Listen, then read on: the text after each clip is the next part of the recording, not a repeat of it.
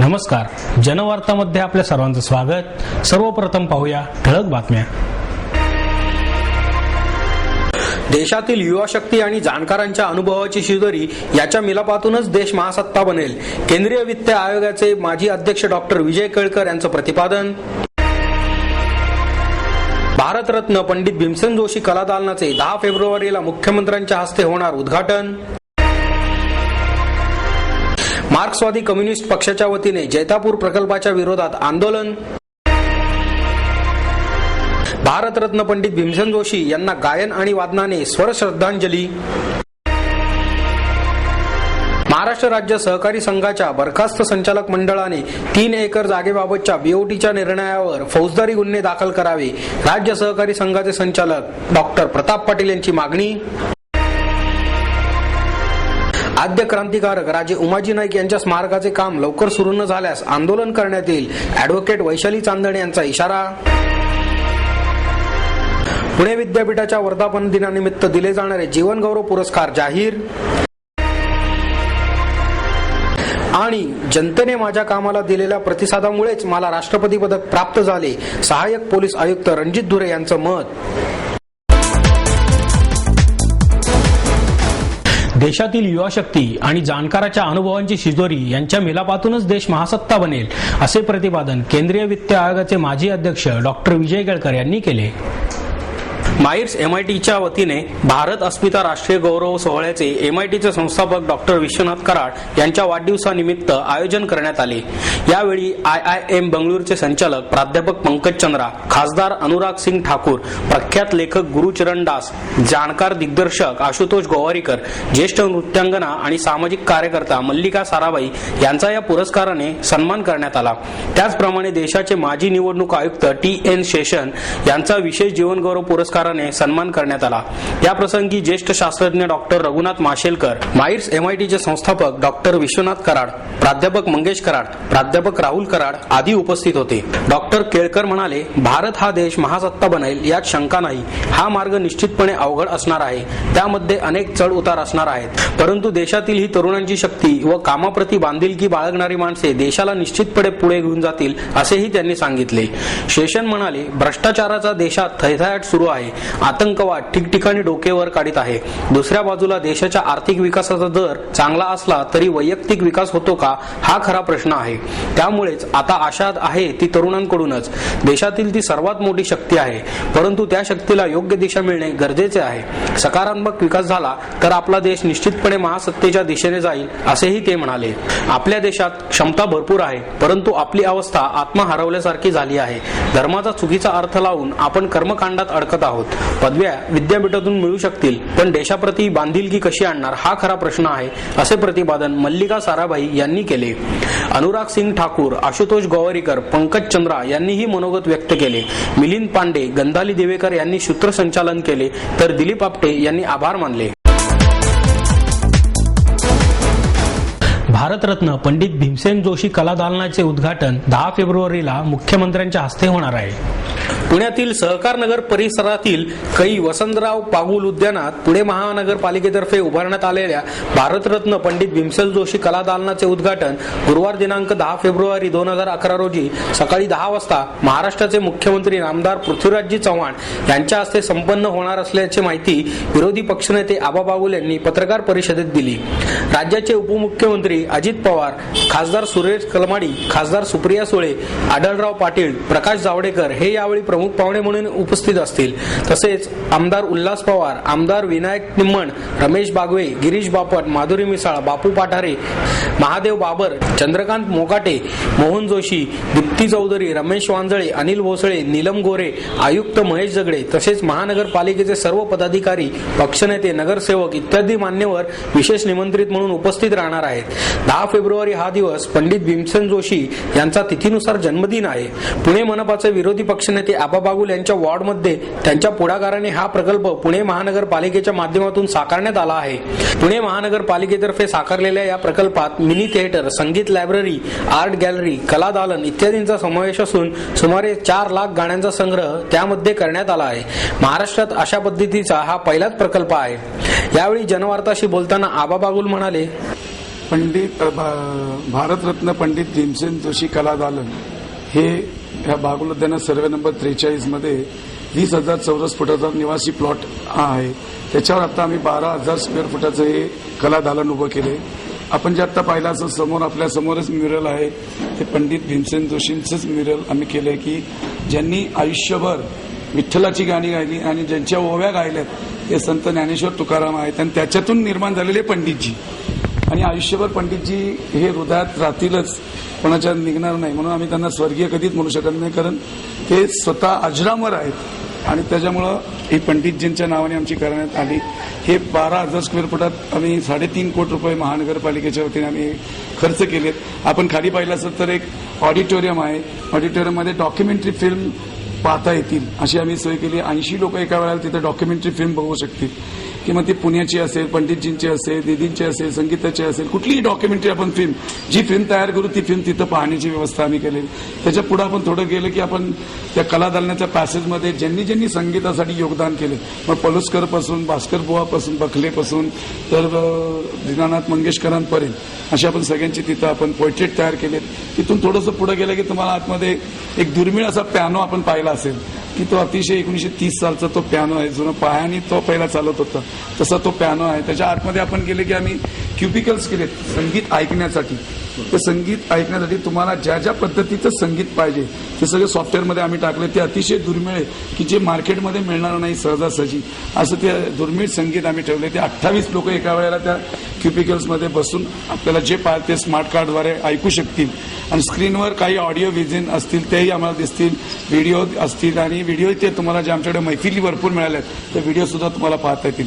First फ्लोअरला आलं की आम्ही कला दालन केले की जिथं एका वेळेला 300 पोस्टर चित्र लावून आपण त्या कलादालनामध्ये आपण लावू शकतो प्रदर्शनाला. की आज काळाची गरज आहे ती. आणि आपल्याकडे म्हणजे फक्त 1-2-3 कलादालन सुटे त्यांना इतकी लोकांना कलाकार तयार झाले की ते कलादार. वर दुसऱ्या मधल्यावर आपण गेलात तर सूर्यकांत मांढरेंच्या चित्रपटामध्ये खूप मोठं योगदान होतं. आणि त्या सूर्यकांत मांढरेंनी स्वतः काही चित्र पेंटिंग केलेली आहेत. तर ती चित्र त्यांनी आपल्या महानगरपालिकेच्या हँडओव्हर केलेली, त्याचा करारनामा केलेला आपण. तर त्यांची सूर्यकांत मांढरे गॅलरी म्हणून आपण 3ऱ्या मजल्यावर केली. आणि त्यातला थोडासा पार्ट आपण घेऊन तिथं लाईव्ह परत तुम्हाला म्हणजे ग्रामोफोनचे जुने आता विसरले आपल्याला पाहायला मिळत नाही, दगडी HMVची रेकॉर्ड असतं, त्या दगडीच्या रेकॉर्डवर आम्ही ते ऐकवण्याची आपल्याला व्यवस्था केली. भारतरत्न पंडित भीमसेन जोशी यांना गायन आणि वादनाने स्वर श्रद्धांजली अर्पण करण्यात आली. यावेळी शोभा मुदगल, देवकी पंडित, उदय भवाळकर, अजय पोहनकर, जयतीर्थ मेवुंडी, आरती अलंकीकर टिकेकर यांच्यासह इतर प्रख्यात कलाकारांनी हजेरी लावली. संगीताचार्य द वी काणेबुवा ट्रस्ट, तालचक्र, संगीत कला आनंद आणि गांधर्व महाविद्यालयातर्फे पंडित भीमसेन जोशी यांना श्रद्धांजली वाहण्यासाठी स्वर श्रद्धांजली सभेचे आयोजन करण्यात आले. तुम रब तुम साहिब ही मिया तानसेन यांची रचना उदय भवाळकर यांनी ऐकवली. पंडित अजय पोहनकर यांनी आज मोरे भाग जागे, तर कल्पना सोकरकर यांनी भीम पलास रागात आपसे बडी देरबई ही रचना सादर केली. पद्मा तळवळकर यांनी विठ्ठल आमचे हे भजन सादर केले. किराणा घराण्याचे गायक जयतीर्थ मेवुंडी यांनी हजेरी लावली. तालयोगी सुरेश तळवळकर यांचे तबलावादन झाले. पूर्वायन चटर्जी आणि सत्यजित तळवळकर यांची जुगलबंदी झाली. पंडित तुळशीदास बोरकर यांनी हार्मोनियम वादन केले. अमान अली खान यांचे सरोद वादन झाले. देवकी पंडित, राहुल देशपांडे आणि रघुनंदन पणशीकर यांच्या भैरवीने कार्यक्रमाची सांगता झाली. आनंद देशमुख, राहुल सोलापूरकर, मिलिंद कुलकर्णी यांनी सूत्रसंचालन केले. महाराष्ट्र राज्य सहकारी संघाच्या बरखास्त संचालक मंडळाने घेतलेल्या 3 एकर जागेबाबतच्या BOTच्या निर्णयावर फौजदारी गुन्हा दाखल करण्यात यावा अशी मागणी राज्य सहकारी संघाचे संचालक डॉक्टर प्रताप पाटील यांनी केली. राज्य संघाच्या संचालक मंडळाने जळगाव, औरंगाबाद, कोल्हापूर आणि पुणे येथील मोक्याच्या जागा बिल्डरच्या घशात घातल्याचा सनसनाटी आरोप पाटील यांनी केला. कोल्हापूर येथील राज्य संघाची 15,000 चौरस फुटाची जागा आणि जळगाव येथील मोक्याची जागा बिल्डरला विकली आहे. तसेच औरंगाबाद येथील संघाची 25,000 चौरस फूट जागा औरंगाबादच्या विभागीय मंडळाला हस्तांतरित केल्याचा आरोप त्यांनी केला. या सर्व प्रकरणांची चौकशी करून बरखास्त संचालक मंडळावर फौजदारी गुन्हे दाखल करण्याची मागणी त्यांनी केली. राज्य संघाला प्रशिक्षण व इतर सहकारी संस्थांकडून प्रत्येक वर्षी सुमारे 8 कोटींचा निधी प्राप्त होतो. असे असताना संघाची आर्थिक स्थिती हालाकीची कशी झाली असा सवाल त्यांनी यावेळी केला. 2008 पासून पश्चिम महाराष्ट्रातील 14 संचालकांनी नोकर भरती आणि बीओटीच्या विरोधात सातत्याने विरोध केला. केवळ पैसे कमवण्यासाठी संघात अतिरिक्त नोकर भरती करण्यात आली आहे.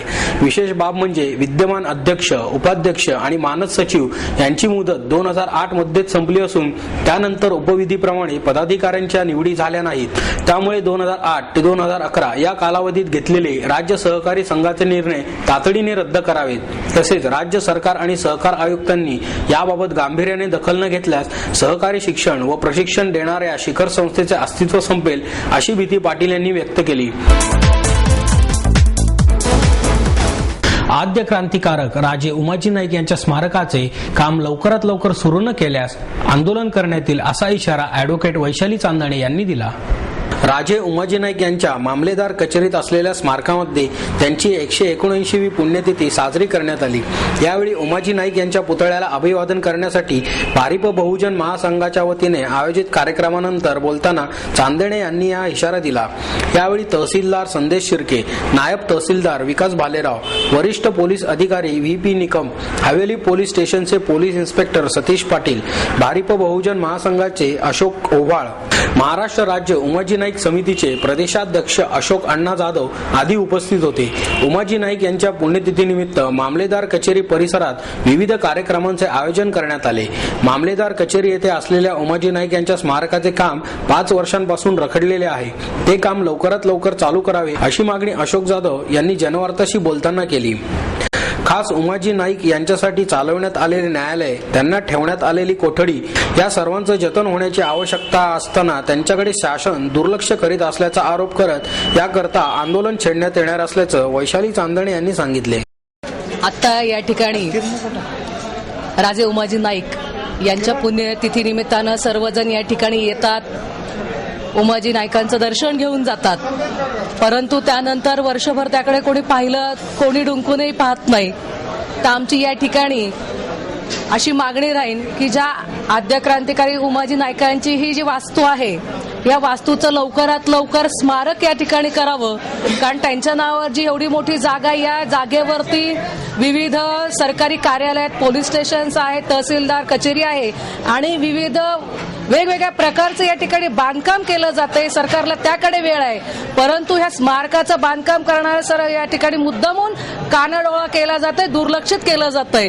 तर या ठिकाणी आमची या ठिकाणी मागणी राहील की या ठिकाणी त्वरित उमाजी नाईकांचं स्मारक बांधलं जावं.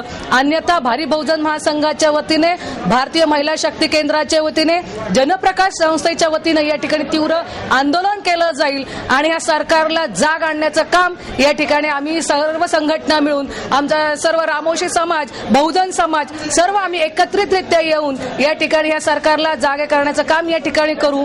या ठिकाणी ज्या सरकारने सोयी सुविधा आहेत, ज्या सुविधांपासून आजही रामोशी समाज वंचित आहेत, ह्या सर्व सुविधा या समाजाला मिळाल्या पाहिजेत. कारण आजही हा समाज शिक्षणापासून वंचित आहेत. 100 पैकी 95% लोकांमध्ये शिक्षणाचा अभाव आहे. 5% लोक फक्त या ठिकाणी सुशिक्षित आहेत. तर यासाठी सरकारने ज्या ज्या सोयी सुविधा आहेत, ज्याप्रमाणे साक्षरतेचं शिक्षण दिलं जातं प्रत्येक वस्त्यामध्ये, त्या ज्या ज्या ठिकाणी रामोशी समाज आहे त्या ठिकाणी सरकारने असा उपक्रम राबवावा की ज्या ठिकाणी रामोशी समाज अशिक्षित लोक आहेत त्यांच्यासाठी ज्या काही सोयी सुविधा आहेत, शिक्षणाकरता ज्या काही सोयी सुविधा आहेत, याकरता त्या सरकारने त्या ठिकाणी जाऊन जनजागृती करावी आणि ज्या त्यांच्या संदर्भामध्ये ज्या सोयी सुविधाचा कार्यक्रम आहे, ज्या सुविधा आहेत, सवलती आहेत, त्या सवलती त्यांच्या पुढे सरकारने त्याचा प्रचार आणि प्रसार सरकारने करावा. जनतेने माझ्या कामाला दिलेल्या प्रतिसादामुळेच मला राष्ट्रपती पदक प्राप्त झाले, असे मत सहाय्यक पोलीस आयुक्त रणजित धुरे यांनी व्यक्त केले. शहर व्यापारी असोसिएशन आयोजित पुणे शहरातील राष्ट्रपती पदक विजेत्यांच्या सत्कार समारंभाचे आयोजन करण्यात आले। यावेळी महापौर मोहनसिंग राजपाल यांच्या हस्ते या पदक विजेत्यांना सन्मान चिन्ह देऊन गौरवण्यात आले। रविवार पेठ येथील मोती चौकातील जागृती सभागृहामध्ये हा सोहळा पार पडला। यावेळी परिमंडळ 1 चे पोलीस उपायुक्त ज्ञानेश्वर फडतरे, शहर व्यापारी असोसिएशनचे अध्यक्ष सुरेश जैन, फरासखाना पोलीस ठाण्याचे वरिष्ठ पोलीस निरीक्षक व्यंकट गंगलवाड तसेच चंदुलाल ओसवाल, सुनील पालरेचा, भैरुमल ओसवाल, दशरथ कवाड आदी व्यापारी उपस्थित होते।